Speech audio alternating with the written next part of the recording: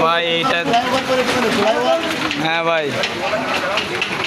Video করো flyover Chittagong city কর্পোরেশনের যে রাস্তার যে অবস্থা, এই আমার দোকান, এই হচ্ছে রাস্তা।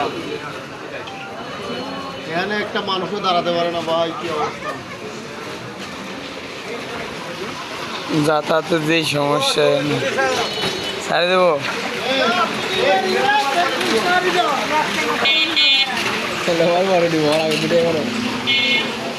অনেক সমস্যা আছে এখানকার লোক। যদি সরকার এদিকে রাস্তার উপর কোনো উদ্যোগ নিত অনেক ভালো হতো।